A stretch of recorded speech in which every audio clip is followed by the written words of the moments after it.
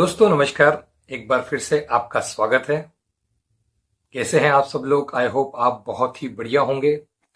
दोस्तों आज का जो किस्सा है वो बहुत ही डरावना किस्सा है, या ये मानिए कि ये एक कहानी है या एक घटना है जिसका शायद जिसे सुनकर आपको अंदाजा लगाना मुश्किल हो जाएगा कि ये क्या था। दोस्तों ये जो किस्सा है ये रमेश नाम के एक युवक का है। रमेश वैसे तो एक गांव से बिलोंग करता था और वो गांव बहुत ही सुंदर गांव था, क्योंकि वो पहाड़ी की तराई में बसा हुआ था। और उसके गांव के पास से ही एक मेन रोड होके जाया करती थी, जो कि उसके गांव से लगभग 1 किलोमीटर के आसपास रही होगी। मतलब जब भी गांव वालों को कहीं जाना होता था तो वो गांव से 1 किलोमीटर पैदल चलकर मेन रोड पर आते थे और वहां उन्हें बस मिलती थी। फिर वो शहर या कहीं भी जाया आया करते थे। रमेश एक बार शहर किसी काम से जाता है और अपने गांव हर बार की तरह वापस लौट आता है। लेकिन इस बार क्या होता है कि जब वो शहर से गांव की तरफ आता है तो रास्ते में बस खराब हो जाती है। वो एक सामान्य बात थी। बस को टाइम लगता है 1-1.5 घंटा ठीक होने में, और उसके बाद वो बस करीबन 9-10 बजे के आसपास उस मेन रोड पर उसे छोड़ देती है। फिर रमेश वहां से अपने गांव की तरफ बढ़ चलता है। उस समय वक्त करीबन 10 से 10:30 बजा होगा। जनरली गांव में लोग 8-8:30 बजे ही सो जाते हैं, क्योंकि सुबह उन्हें जल्दी उठना पड़ता है 3:30-4 बजे। तो वहां भी सब लोग जल्दी सो गए थे। सर्दियों का समय था और चारों तरफ धुंध और कोहरा था। रमेश अपने घर की तरफ जा ही रहा था, लेकिन उसे डर भी बहुत लग रहा था, क्योंकि उसका गांव वैसे तो बहुत ही सुंदर था। पहाड़ियों के बिल्कुल तराई में बसा हुआ था, चारों तरफ हरियाली और वादियां थी। लेकिन कुछ ऐसे किस्से कहानी भी थे जो काफी वहां डरावने घटित हुए थे, और वो उसने काफी सुन रखे थे। उसने सुन रखा था कि कई ऐसी आत्माएं हैं जो पहाड़ों के ऊपर वास करती है और अपना भेष बदलकर आती है, जिन्हें वहां के लोग छलावा के नाम से जानते थे।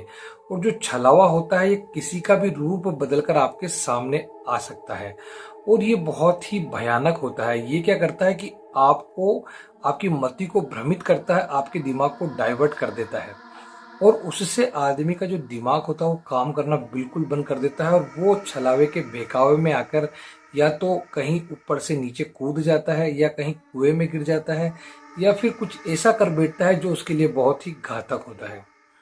लेकिन फिर भी रमेश डरता नहीं है, और वो आगे अपने घर की तरफ भगवान का नाम लेके आगे बढ़ते रहता है।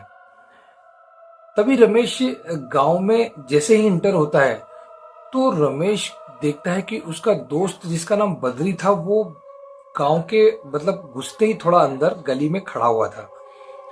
बद्री को देखकर रमेश बड़ा ही खुश हो जाता है, और वो सोचता है चलो कोई तो नजर आया।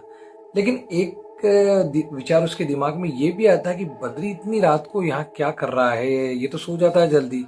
लेकिन फिर वो इस बात पे ध्यान नहीं देता, और वो सोचता है कि चलो कोई तो साथी मिला, और उसका डर थोड़ा कम हो जाता है। और बद्री जैसे ही रमेश बद्री के पास आता है तो बद्री रमेश से उसका बैग ले लेता है और आगे चलने लग जाता है।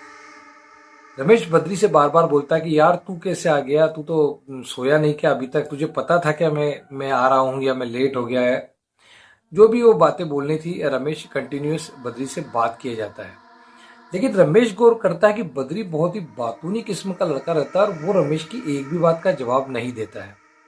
पहले तो वो कुछ समझ नहीं पाता। वो सोचता है हो सकता है बद्री किसी बात से उससे नाराज हो, या घर में लड़कर आया हो। फिर वो वापस बद्री को बोलता है, यार क्या बात है, तू बात नहीं कर रहा है? तू तो बहुत बातें करता है और तू तो मेरी कोई बात का जवाब भी नहीं दे रहा है। बद्री कुछ नहीं बोलता, वो बड़ी गति से आगे बढ़ता रहता है। थोड़ी देर बाद रमेश का घर आ जाता है, और रमेश के घर पे वो लोग पहुंचने वाले ही रहते हैं। तभी रमेश क्या देखता है कि बद्री एकदम से अपना रास्ता बदल देता है और वो खेत की तरफ चलने लग जाता है। क्योंकि रमेश का जो बैग था वो बद्री के हाथ में था, तो रमेश भी उसके पीछे पीछे खेत की तरफ बढ़ चलता है। और रमेश बार बार बद्री को बोलता है कि बद्री तू खेत की तरफ क्यों जा रहा है? घर तो साइड में रह गया है, कोई काम है क्या तुझे खेत में? मेरी बात का जवाब क्यों नहीं दे रहा? तू बोल क्यों नहीं रहा? तभी रमेश का ध्यान बद्री के पैरों की तरफ जाता है। बद्री एक लोअर पहना रहता है, लेकिन रमेश देखता है कि बद्री के पंजे ही नहीं है। मतलब बद्री का जो शरीर है वो हवा में ही चल रहा है। ये देखकर रमेश की सिट्टी पिट्टी गुम हो जाती है, उसकी हवा से निकल जाती है। उसकी हालत इतनी खराब हो जाती है कि उसे सूझ ही नहीं पड़ती कि वो क्या करे। और वो वहां से जैसे ही भागने का प्रयास करता है तो बद्री रमेश का हाथ पकड़ लेता है और उसे खींचकर खेत के अंदर ले जाता है। रमेश को समझ ही नहीं आता कि वो क्या करे, क्योंकि बद्री इतना पावरफुल हो चुका था कि रमेश को उसने पूरी तरह कंट्रोल में ले लिया था। और रमेश की बॉडी को जब वो खींचता है तो उसकी बद्री की जो स्पीड थी, ये चलने की जो गति थी, वो इतनी बढ़ गई थी कि मानो कि वो बिल्कुल हवा में तैर रहा है। और रमेश इतनी तेज चल भी नहीं पाता है और वहां फिसल के गिर जाता है और रगड़ते हुए खेत में घिसते हुए वो आगे बढ़ते जाता है। जैसे ही बद्री खेत में अंदर की तरफ जाता है तो एक बड़ा सारा कुआं आता है। रमेश को वो कुआं पता रहता है कि वहां एक कुआं है और वो बहुत ही खतरनाक कुआं है। रमेश को ऐसा लगता है कि बद्री उसे कुएं में फेंक देगा। रमेश जोर के चिल्लाता है और जोर के चीखता है और इतनी जोर के चिल्लाता है कि जो खेत के पास में बने हुए मकान रहते हैं, वहां के जो लोग रहते हैं, वो उठकर खेत में आ जाते हैं और वो जोर जोर के हल्ला करने लग जाते हैं कि कौन है कौन है। और तभी रमेश देखता है कि जो बद्री है वो उसे वहीं कुएं के पास में छोड़ता है और गायब हो जाता है। और रमेश ये सब देखकर बिल्कुल वहीं बेहोश हो जाता है और उसे होश आता ही नहीं है। और जब सुबह उसे होश आता है तो गांव वाले पूछते हैं कि क्या हुआ था। और जो उसका दोस्त बद्री रहता है वो भी वहां आता है। तब रमेश बद्री को देख के बोलता है कि रात को तू ही मेरे साथ था क्या? बद्री बोलता नहीं, मैं तो अपने घर सो रहा था। फिर रमेश को याद आता है कि जब उसने बद्री के पैरों की तरफ देखा था तो पैर थे ही नहीं। ये पूरी घटना रमेश अपने गांव वालों को बताता है। तब वहां एक जो बुजुर्ग होता है वो बोलता है कि जरूर कोई छलावा था जो पहाड़ से नीचे आ गया था और उसने मौका देख के तुम्हारा शिकार करने की कोशिश की और उसने सोचा कि वो तुम्हें कुएं में पटक कर तुम्हारी आत्मा को तुम्हारे शरीर से अलग कर देगा। लेकिन समय रहते तुमने जो चीख पुकार करी, जो चिल्ला पुकार करी, उससे गांव वाले आ गए और वो डरकर भाग गया। उस बुजुर्ग की बात सुनकर रमेश का सर ही चकरा गया। वो सोचता ही रह गया कि वो आदमी कौन था और वो उसके पीछे क्यों पड़ा और क्या रीजन था कि रमेश को उसने मारने की कोशिश की। और रमेश को इसका जवाब आज तक। दोस्तों, कई घटनाएं जीवन में ऐसी होती है जिन्हें मानने का हमारा मन नहीं करता, लेकिन वो होती है।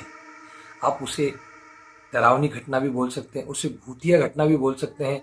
ये सब चीजें हम लोग अपने मन को समझाने के लिए कि ऐसा कुछ नहीं होता है और मन को मनाने के लिए इसे हम लोग अवॉइड जरूर करते हैं। लेकिन जीवन में कई घटनाएं ऐसी होती कि जिनका उत्तर हम ढूंढ ही नहीं पाते और यही हुआ रमेश के साथ। अगर आपके साथ भी कोई ऐसी घटना घटित हुई हो तो मुझे जरूर शेयर कीजिएगा। और अगर आपको ये कहानी अच्छी लगी तो इसे लाइक कीजिएगा और शेयर भी कर दीजिएगा और प्लीज मेरे इस चैनल को सब्सक्राइब भी कर दीजिएगा। तो मिलते हैं अगली नई कहानी के साथ। तब तक के लिए नमस्कार।